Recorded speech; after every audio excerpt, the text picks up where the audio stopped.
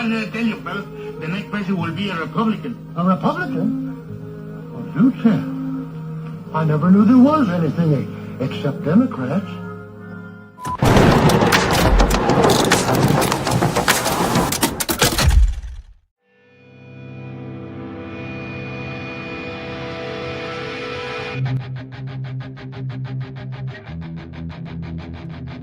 You look fantastic. You don't change. I don't know what you do, but whatever it is, keep doing it because it must be working for you. It's called running for office when you thought you were never going to run for office again. I got away from the bubble of Sacramento, came home a normal person, did things, family, worked in the community, and then here it is. But something about getting away from Sacramento is really, everybody should try it once in a while. You should try it once in a while. Well, that's where I am. I live in that area, but you and I have something in common. You're from Barstow. I'm from Bakersfield, actually a little town called Fairfax, south of Bakersfield. That's where I grew up. So we got that in common. And you grew up po-folk, just like I did, and worked your way up, got a great education, you accomplished amazing things, got into politics after a career of teaching, successful one with universities, and running programs. And what made you decide? And you were flaming lefty. I remember you were the trifecta to me when I was first starting to get involved. I've always been in the media, but I was an on-air, fun morning show radio guy. I didn't care. I didn't talk much about politics, didn't follow it, but I did know you. It was you and Barbara Boxer and Dianne Feinstein. As far as I was concerned, you were the trifecta of leftist weirdness. That was you. You were right in the middle of all that as senator. Why did you decide to jump into the political arena? And it's interesting. First of all, I do take it as a compliment to be clustered with those two. But if you stop and think about it, I left Sacramento in 2010. And back then, I mean, if I were in Sacramento today with my views that I held in 2010 when I left, I would be considered a staunch conservative, right-wing, blah, blah, blah. So it just shows how far the Democrat Party has not only shifted, just fallen off the cliff completely. So it's kind of interesting just to see the changes there. We conservatives are real wary of somebody who was a Democrat and then they become a Republican. We wonder, are you grandstanding? Are you jumping ship because you just want to get elected and where the winning votes are right now or where the mood is shifted and changed? I don't think that that's you. I don't believe that that's you because you were doing things when you were in the Senate. Like, for example, tell us about the parent trigger. Right. You pushed this through. And I appreciate it because, I get asked this question a lot. So I appreciate you raising the issue. When I went to the legislature, I walked in a Democrat from East Los Angeles believing in school choice. Now, it's interesting because we hear a lot about school choice today and people don't think too much about it. But when I was in the legislature in a Democrat majority caucus, legislature, this was almost like, oh my God, how can you be school choice?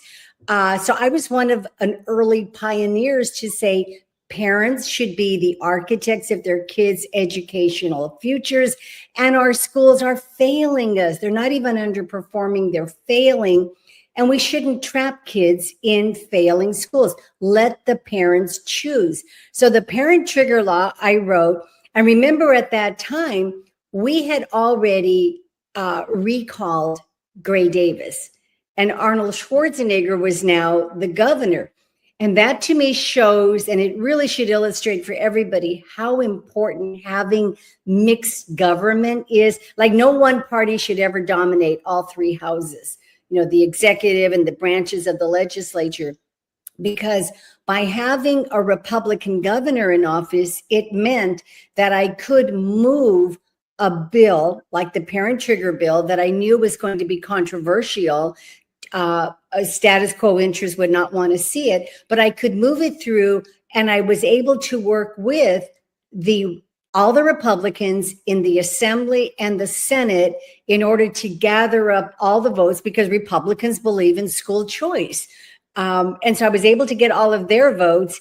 And then I just had to go and get a handful of Democrat votes to say, will you please, go ahead and give a vote here so that we can allow mostly, low-income kids a chance to escape from a failing school, a school that the state of California identified as failing.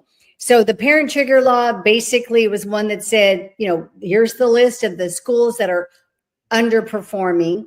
I call them failing. And if you're in one of these schools, you have the right to do a number of things to turn it around, including converting it to a charter school. And that's subsequent, what many parents in California who used the law actually did.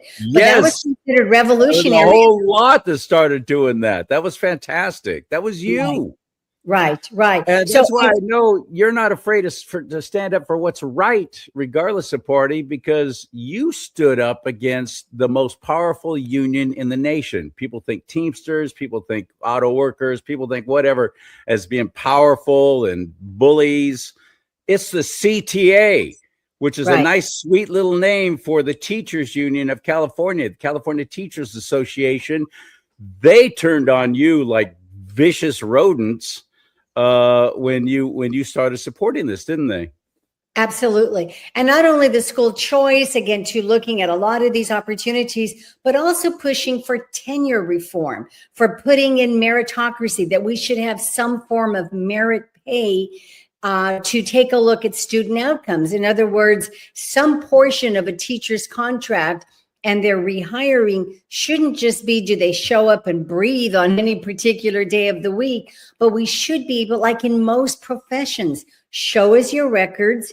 And is this meritorious of a promotion, of retention? Do we keep you? Do we do anything else? And it was something that I believed in and supported. And the Democrats would not go for that because it was led by the teachers union, who just said, nope, can't have that. No, they're scary as hell, actually. Right. Some other things. How bad did it get for you? Yeah. How bad did it get? Oh, it got it was very intense. And of course, later on, the unions basically came and just said they spent millions of dollars against me. I mean, imagine that, for standing up for parents, that a union, and even still, if you think about it, even the Parent Teacher Association, I know it means well, but the PTA, there's more T in that than P, because typically the PTA representatives would come up and sit side by side by the teachers union and just say, like, me too, me too. So there really was no independent parent organization. We've seen a lot since, and it's exciting to see the rise of the parent movement. It's a lot stronger now. There are a lot more choices, including homeschooling, which is fabulous, but we have so much more that we have to do. Amen. Amen. So, Lieutenant Governor, why that? What brought that about, especially after you had retired? You termed out, and then you're like, forget it. I did some good work. I'm going to go be a normal person now, because Sacramento is a cesspool, for heaven's sake. It's really bad. It's really bad. I kept working in the field of education reform, helping parents start charter schools. I started a couple of networks on my own. I also took up the reforms of Proposition 209. Well, rather that, remember, there was an effort to try to undermine Proposition 209. And for your viewers, remember, Prop 209 is what the voters of California overwhelmingly voted for. And it basically says, don't judge somebody on the color of their skin. Judge us on the content of our character, so that we shouldn't have race in admissions to schools, employment, or contracting with state government. So there was an effort some years ago to try to undermine it. And remember, back then I was a Democrat still. I joined a coalition.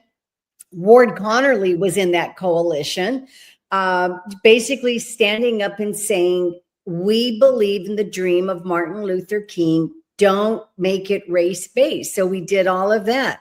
Later on, when I saw the recall against Governor Newsom, I joined that. And I actually supported Larry Elder because I believe, Larry and I might not have agreed on some environmental issues or other stuff, but on school choice, on the importance of fathers in kids' homes, I stood with him, and I believe that it was a time of critical change in California, and we needed to do something very different in order to turn California around, especially on schools. So you can see that over the years, I continued to, park the party label. I was a Democrat. I was still fighting for reform in the party, but I would readily endorse the candidate who I thought was best.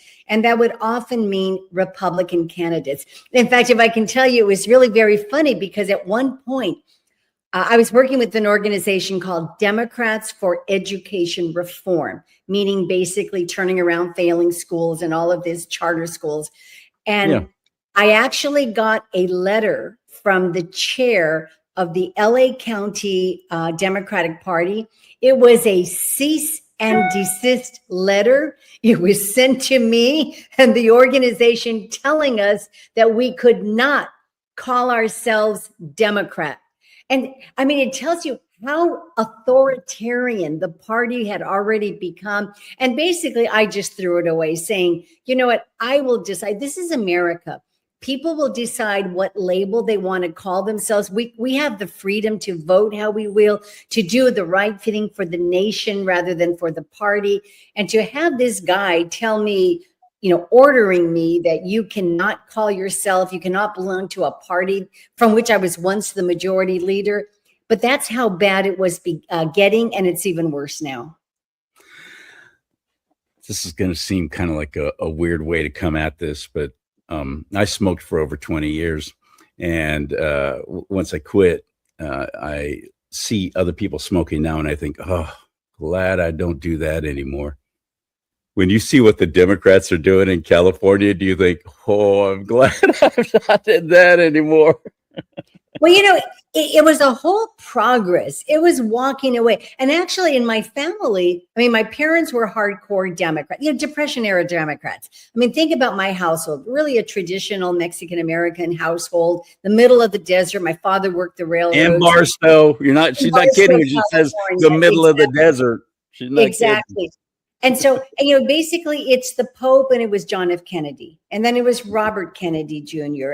But if you stop and you think about it, our generation was really one where it was American exceptionalism. We believed in America. We believed in the American worker. We went to the moon. Our generation was one where we were told, ask not what your country can do for you, but what you can do for your country. It was pick up yourself by your boots, work hard and study. And so that's really was the Democrat Party that I grew up in.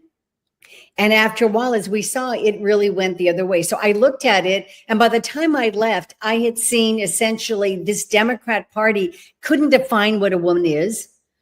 Wouldn't call us mothers. We're supposed to be birthing You're people. a birthing person. Exactly. Trying to take away our gas stoves. And I think, oh my God, for any Latino family, you cannot toast a tortilla in a microwave. So don't take away my gas stove. Doesn't work as good on an electric griddle either. It's Exactly. got to be gas. It's got to be flame.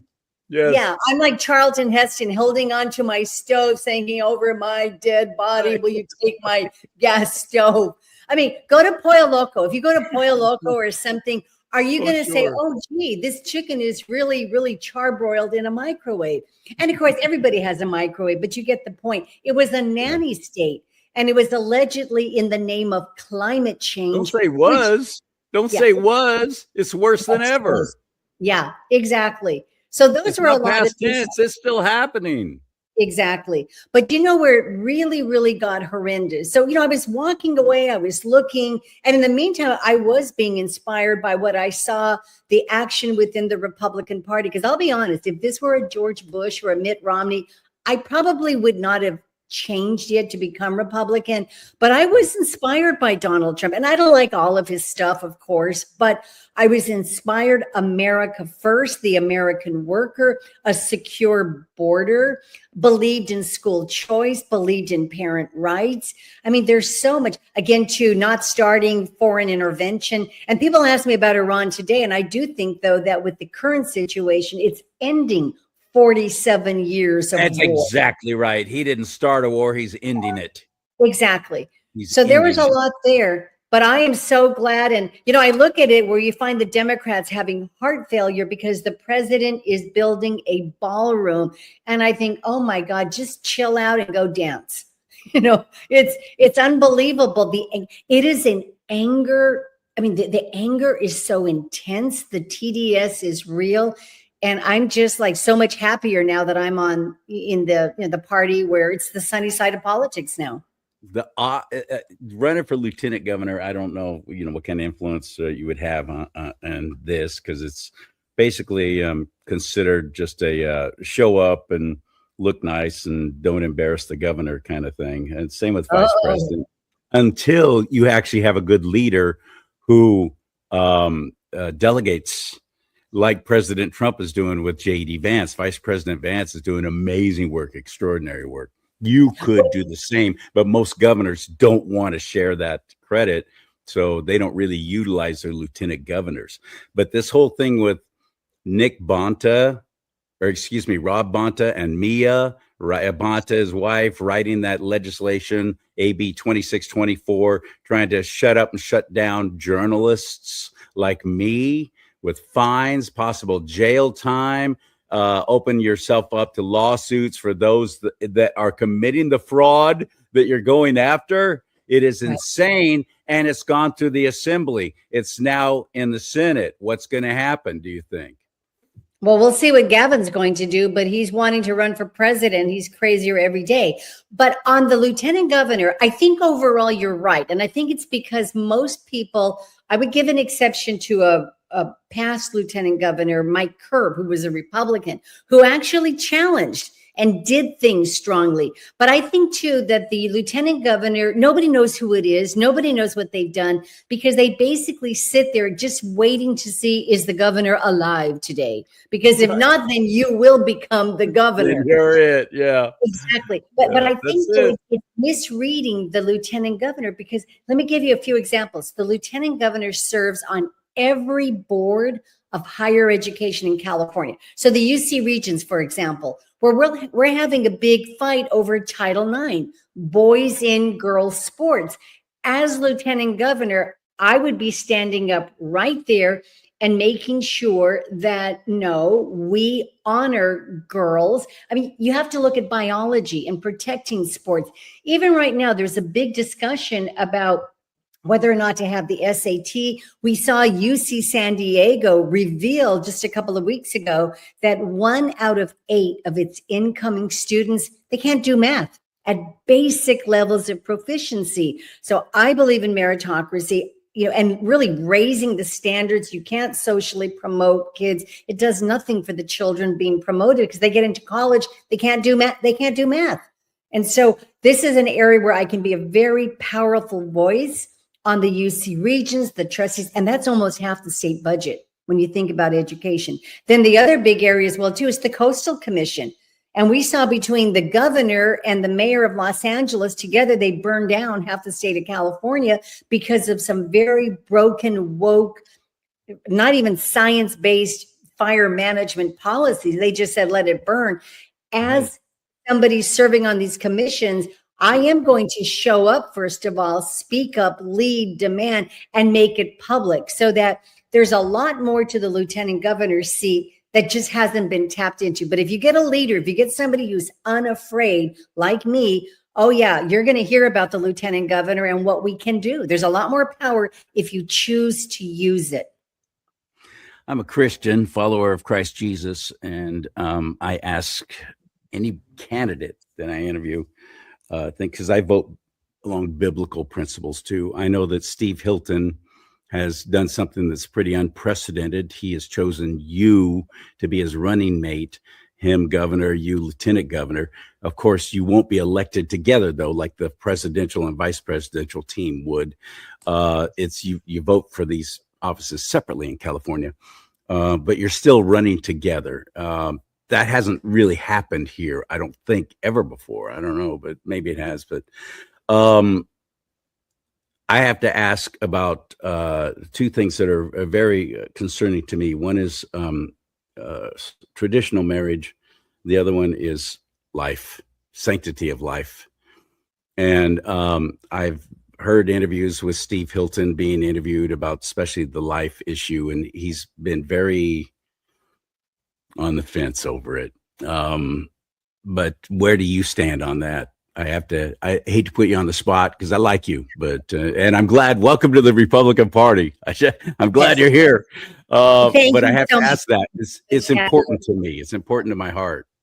Yeah. Well, I'm always going to start off by saying I am pro-life. I believe again to a Catholic. I'm Christian as well. I believe in life, but I am going to say that I do support the Supreme Court decision. That's the Dobbs decision. And that is where the Supreme Court came down and said, look, it's up to the states. It's up to each state in the nation to make a decision. California has voted.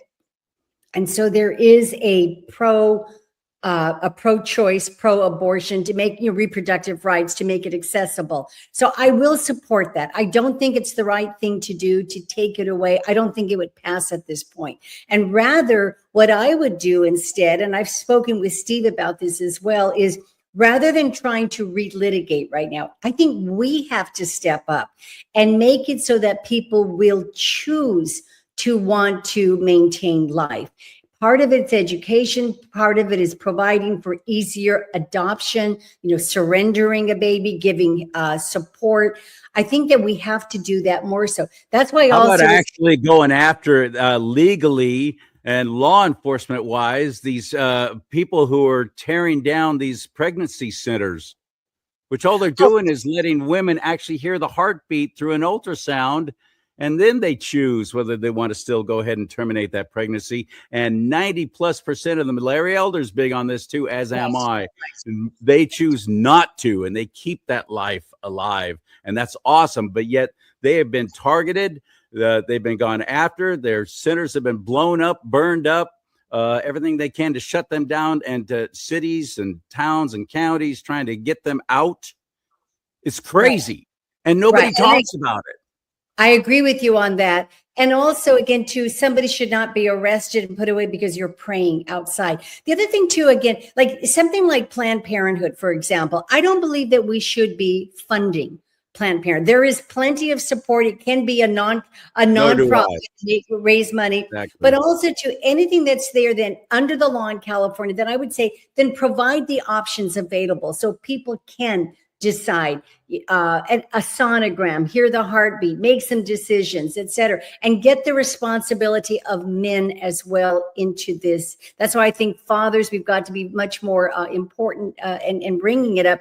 I think also too, we've got to take a look at the culture as well. What do we see in our movies? What do we see in some of the songs that people hear? And I'm not calling for censorship or boycotting, but I think we have to as well. I think we have to be responsible in raising our children and really having us think through, the culture wars and what they're being exposed to. I think also on abortion, for example, in Florida under Governor DeSantis, he signed an abortion bill, and I believe it's 6 weeks. They call it the heartbeat bill. So I think his measure is at 6 weeks. California right now, it's basically, and it's hard to pin anybody down on this, but it's essentially infanticide. And that is wrong. That is, that I believe is murder. You cannot have something like that. And that's something where I don't think abortion at this point or in the near future is going to go away in California. But I think we can look at under what circumstances can we do it. And to go to the month of pregnancy is unbelievable. So I think and I think most even Democrats would support that too, saying they might believe in choice. They might believe in looking at maybe a first trimester, but not up until 9 months of pregnancy. That's crazy.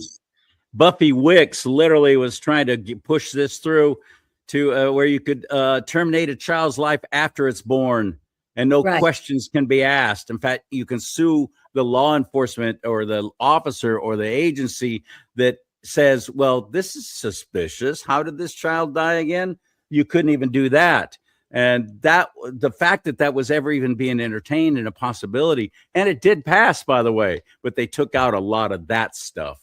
But and then Prop 1 goes out a couple of years ago now, or overwhelmingly voted yes on Prop 1, which made abortion, added that to our state constitution, amended our state constitution to where like no one could ever take that away. And that's why I get to, I mean, it shows where California is. So right now, I think we can continue in this battle to, keep fighting over abortion. I just think at this point, let's take a look, do what we can to promote families, help young people so that we don't get into a difficult situation to begin with. But I think we've got to really focus on the number one issues that I hear up and down the state. And it's basically the economy, it's jobs, it's affordability, violence, homelessness. So I think that's where we as Republicans can do so much more in saying, let's focus on the issues that we believe most Californians are looking at. And those are really the major issues that I hear up and down the state of California. Traditional marriage, you didn't address that, just real quick. I do support gay rights. So that is something where I still continue with that. I know many family and friends and colleagues and relatives, and to me, again, and this may not be a popular position, but again, there's the court decision, it's there. But I do believe it's basically, this is the libertarian me, get out of people's bedrooms. Basically, leave us alone. Go away, nanny state. They're not, though. They're forcing the issue and forcing it on us and setting it up to where pastors who refuse to marry homosexual couples are literally brought up on. Yeah, but it's happening. But then again, too, there can be recourse to try to keeping out of the bedroom. That's not staying out of the bedroom. That's forcing the issue. Legally forcing the issue on Christians who don't believe in this and they think that it's wrong. Any sexual sin, not just homosexual, any sexual sin is wrong according to God's word. And that's what I follow. And so I try and vote for candidates who I've got to, with a good conscience, support people who are biblically of a biblical mindset, I guess is the best way to put it. But thank you for your honesty on that. And it's if I can say as well too. I mean, it's one of those issues where it's different. I think it's hard to say this is our litmus test of everything we want. But I will tell you though, when I say I didn't transition, I say I converted to being a Republican. But let me give you this example. When I met President Trump, you know what? He didn't ask me about any positions. You know what he did? He just said, welcome. Welcome to the Republican Party. And I think there's something in there. I think if we wish to be gracious, we want to grow the party. I don't think everybody's going to be, even when I was a Democrat, as you saw, I didn't agree with most people. And ultimately they wanted to kick me out. And I said, I'll leave when I'm ready to leave. And I was already ready to leave, but nobody was going to kick me out. So I think just to be the room there to allow for us to grow the party. We're not going to agree on everything, but I think we allow the discussion. Let's see where it goes. But then can we coalesce around the major issue? And then everybody will pick what their major issues are. For me, honestly, for all the years that I've been in the political arena, it really has been school choice. That's been my number one issue. But I understand it when others might say, the marriage or life are the major issues. And those are things we're going to have to struggle with as a party. What do we do? Amen. And for anybody who says, I don't trust anyone who says who was a Democrat, now they're a Republican. Really? Ronald Reagan? Don't trust him.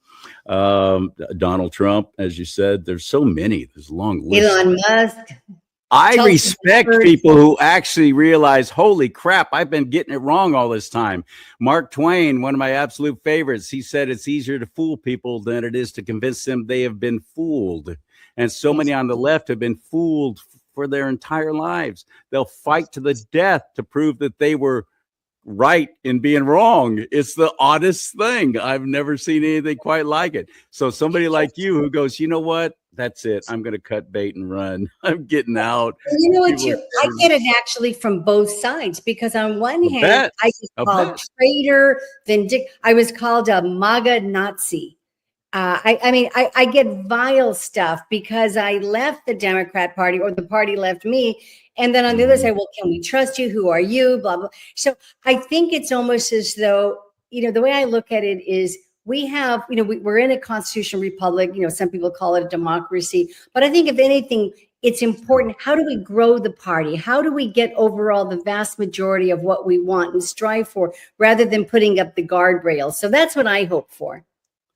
Here's some hope for you in looking what's happening in Los Angeles. Yes. Spencer Pratt was a flaming lefty, and look at him now. Do you think he could actually win the mayor's race in LA? I do. I've already voted for him. And you know what, for him, I think it's, and it's just incredible, because this is somebody who is speaking for everybody. As you know, when you run for a mayor's seat or a council seat, it's nonpartisan, right? So you don't have the party label, but everybody knows your politics, who you are, and your whether you're Republican or Democrat, it still prevails. But I think Spencer has been really good in just saying, look, he's not running as a Republican or a Democrat. He's running as an angry person whose home and city was burned down. And I agree with him. It's been egregious what happened, the way he's been treated as well. Yep. And to a large extent in California, this is what I urge the people of California to also think about. To some extent, even though we are Republican or we might be Democrat, park the party label right now, because we're finding that close to 60% of Californians across the board are just saying we're sick and tired of what we're seeing, and we want a different government. And so one that is not necessarily even ideological, but's using common sense, like don't burn down your city or your state. Yeah, about that. Have some water in your reservoirs. Yeah, don't create learning centers in California. Let the kids learn to read and write and do math. And then don't go after the journalists that are exposing those learning centers and the audacity of them, like Mia and Rob Bonta are. The freaking attorney general and an assembly person going after journalists like this. And it's past it's already passed the House. Now it's going to the Senate. It's past the Assembly. Now it's going to the Senate. This is crazy what's happening. I can't believe what I'm watching. Giving away free diapers, giving away free tablets to prisoners. We're freaking broke. How about in LA? The mayor wants to give teeth to meth addicts. Oh, the meth teeth. Yes. So we need it. And remember, nothing's ever free. Somebody's paying for it. It's people of California. Right. But that's where we've got to unite, take it back, because the waste, the fraud, the abuse, I know we've heard it over and over. It is so real. We would not they keep saying we need more taxes. No, you've got to clear up the waste and fraud, that bullet train to nowhere. And now it's turning into a bullet bus, where they figure we can pack people onto a bus and put you onto a special lane on the freeway, which, by the way, then will take another lane out of. That will take a lane away from us. Exactly. And homelessness. Think about all the money that's been spent, and it's worse than ever. The poverty is worse than ever. We can't afford a home. So we can be going on with everything that we can't do. Bottom line is, it's 16 years of one party rule, and we've got to change that. And the only way we can change it is we might say, I agree on 70% with you, but not 30, or I agree with 80%, but not 20. But overall, if we can turn this around, then there's room for us to at least have, I think, a more common, a more sensible, a more safe way of life, and to raise our children, because basically our families are just packing up and leaving and saying, we're gone, we're out of here. Can't blame them. Can't blame them. I'm only still here because this is my state, damn it. Right. And all the good people who think the way I do have left, and I can't. At first I was angry at them, but now I really can't blame them. I get it. but I'm too dang stubborn, Gloria. I'm just going to stick around. I'm waiting out this election. 2026 is We going to be need to. very pivotal point in my mind. I agree, because if we don't do it now, we have a real hard chance going forward. And that's why Steve Hilton did create the golden ticket. I think he's somebody who can work across the aisle. I mean, even when I was in Sacramento, I was a Democrat, but you talk to any Republican up there, I was kind of an honorary Republican. I always worked across the aisle on a number of issues, continued that. Then you have an attorney general that will work with us and being sensible on issues, a controller who will run with us, who can actually put out the issues of, okay, here's where the waste is going and the fraud. So it shows that you need a cabinet, you need a team. We all have to be elected individually, but it's a team. And I think the brilliance of the golden ticket is the idea that you can't just select a governor. You really need the lieutenant governor there to get the gubernatorial nominations through the Senate and to confirmation. Yes. You know, the attorney general that can put out, Secretary of State, Attorney General, all of it, treasurer, all of it. We can't. We threw Arnold Schwarzenegger to the wolves. Right. He had some great ideas, and he tried to get us involved by doing special elections, instead of just pushing through legislation and strong arming, the legislature.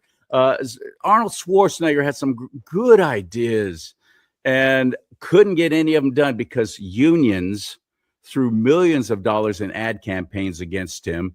And this one dude, even if he was the Terminator, couldn't get anything past that wall of corruption and crap.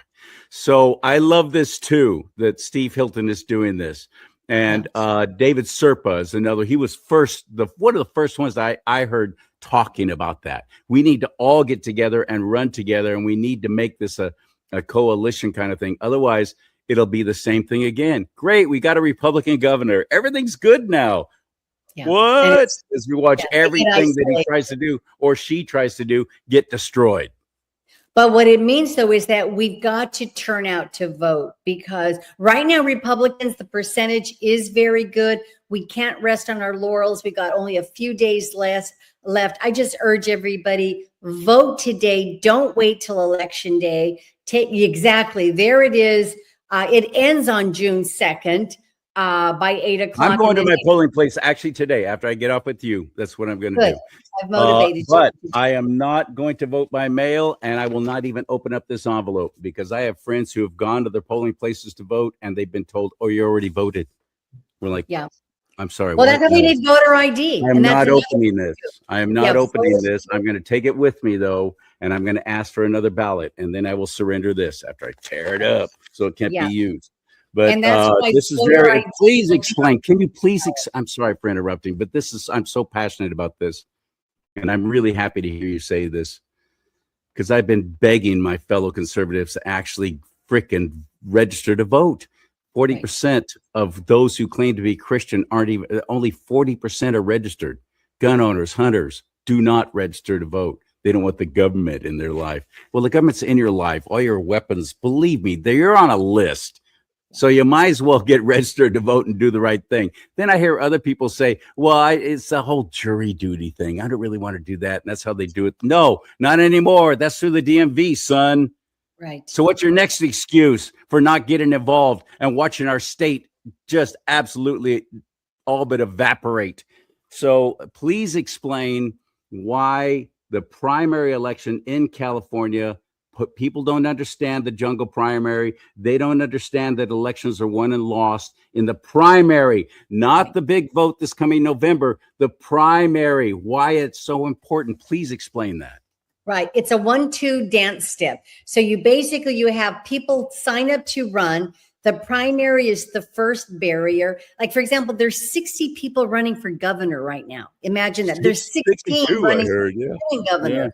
Yeah. And so you have to get out of that first batch. And what it means, because of some changes that were done years ago, that the people voted for, by the way, it means that only the 2 highest voting candidates go into the general election. So you can have 2 Democrats And so we have to be very careful. If we don't get one Republican in, then basically we're shut out. And if we are shut out in the primary, so there's no Republican going into the general, then everything down ticket just falls off because there's not going to be a whole lot of motivation.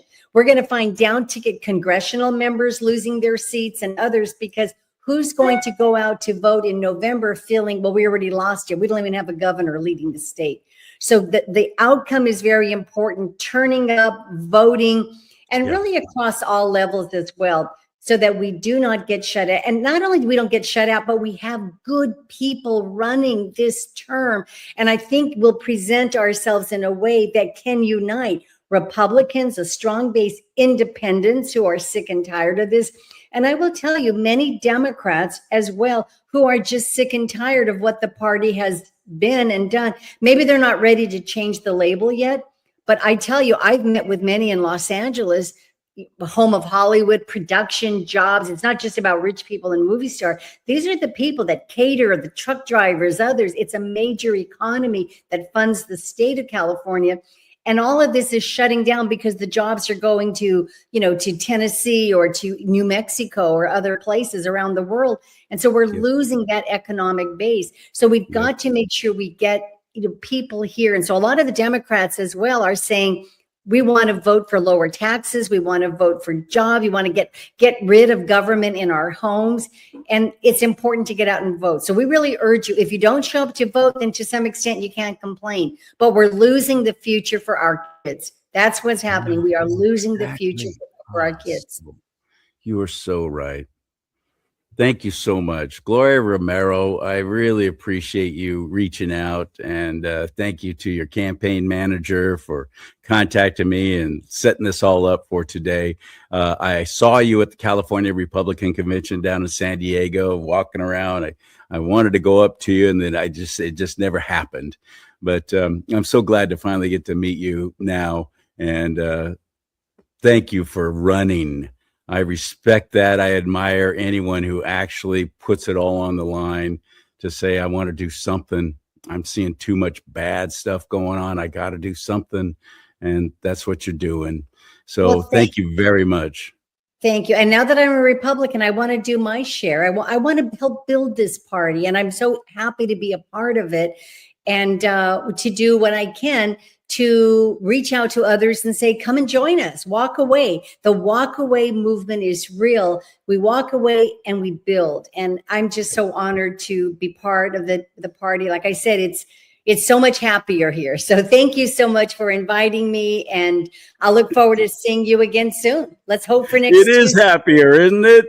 It is a happier party and a happier way to be. Those on the left just seem to wallow in misery. It's the strangest thing. Yep. All right, my friend. Talk to you soon. Thank you for your time. Okay. Thank you. By the way, where do we find you? You got a website? How do we find you? Website, gloriajromero.com. gloriajromero.com. If you can donate something, please do. It's expensive to run in a big state. And then on Twitter, X, Facebook, Instagram, we have the channels there. Just look for my name, Gloria J. Romero. All right, my friend. Thank you again. Thank you so much. Yeah, Bye-bye. Absolutely. All right. Talk to you later. That was fun. Yeah, I obviously agree with her or disagree with her on a couple of things, but ultimately, who can get the job done and who can win? And thank you very much for supporting me through buying some merchandise at my website. Let's talk about politics and religion right there. You can get this big old 15-ounce mug. Look at that. All my fingers fit in that handle right there. And I got big hands, and I like big mugs. I cannot lie. Them other brothers can't deny. So get yourself a mug or a shirt or a hat, and you'll be helping the show stay on the air that way at CharLeeSimons.com. CharLeeSimons, CharLeeSimons.com. May God bless you and keep you. May God bless America. But most importantly, America bless God.